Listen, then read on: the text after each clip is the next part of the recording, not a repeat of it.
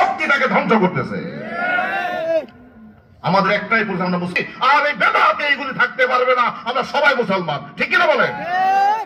তাদের ব্যাপারে যারা নিজেদের কাছে সুন্নি ওয়াহাবি বলে সতর্ক থাকতে হবে। শাসন করেছিল ভাই 250 বছর খ্রিস্টানরা, আপনারা জানেন। হুয়া সাম্মাকুমুল মুসলিমিন, হযরত ইব্রাহিম আমাদের নাম রেখেছেন মুসলমান। আমাদের নাম কি রেখেছেন? আমাদের নাম রেখেছেন মুসলমান। সবাই মুসলমান। এই জিঘংসা বাদ দিতে হবে, হিংসা আক্রোশ বাদ দিতে হবে, গালাগালি বাদ দিতে হবে।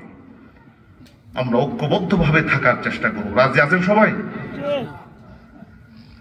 মুসলমানরা মানবতার জন্য যেভাবে হাত বাড়িয়েছে অন্যরা বাড়াতে পারেনি, ঠিক না বলেন? একটা ঘটনা বলবো, হাদিস 3 মিনিটের একটা হাদিস বলেই শেষ করে ফেলবো। আমরা কি সেই হাদিসটা বলবো?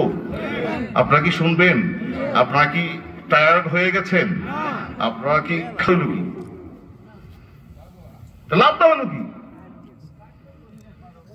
যে সমস্ত বক্তা এই ধরনের বিভাজন করে, ডিভাইড করে, ওদেরকে আনবেন না।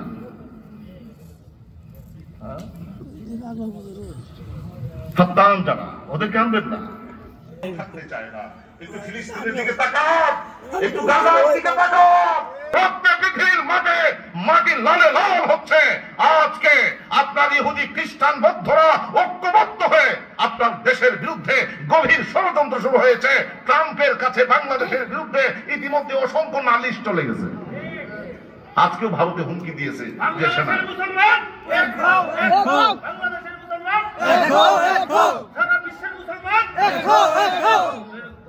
যারা যারা এই ওয়াহাবি লাহাবি দ্বন্দ্ব সৃষ্টি করে এই সমস্ত বক্তা আনবেন না।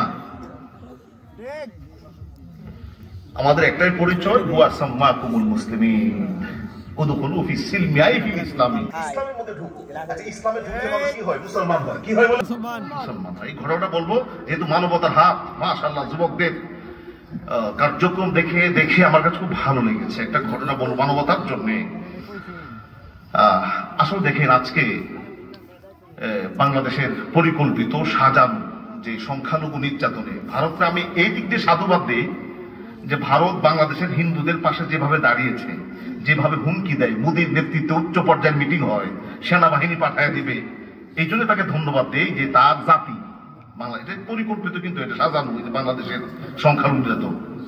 তা আজকে ভারত, মোদী বাংলাদেশের সংখ্যালঘু হিন্দুদের ব্যাপারে যে দাঁড়িয়েছে, দাঁড়ানো উচিত। যদি নির্যাতিত হয় দাঁড়াবে, 100 বার দাঁড়াবে।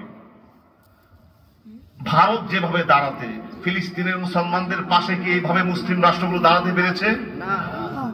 একটা কার্যকর, বাস্তবসম্মত, শক্তিশালী একটা প্রতিবাদ করতে পেরেছে? মুসলমানরা তো কবরটা করতে পেরেছে। ধন্যবাদ দেয় এই ভারত। কারণ সাম্প্রদায়িকতা আছে, তো সাম্প্রদায়িক তো।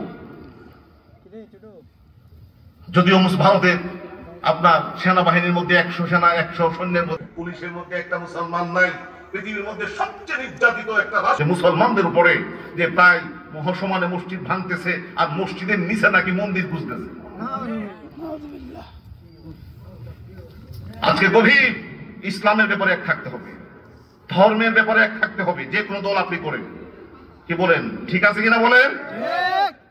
আদর্শের ব্যাপারে এক থাকতে হবে।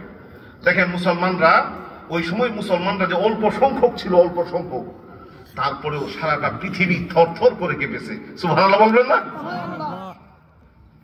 মুসলমানদের কি শক্তি ছিল! এই 313 জন, এই যে বদরের প্রান্তরে গিয়েছিলাম, এই যে জুলাই আগস্টের 7 তারিখে গিয়েছিলাম, এই কয়েক মাস আগে। আল্লাহ পাক ওখানে বদর প্রান্তরে গিয়েছি।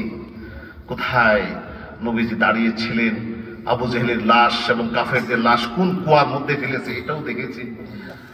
তারপরে তায়েফে গিয়েছি।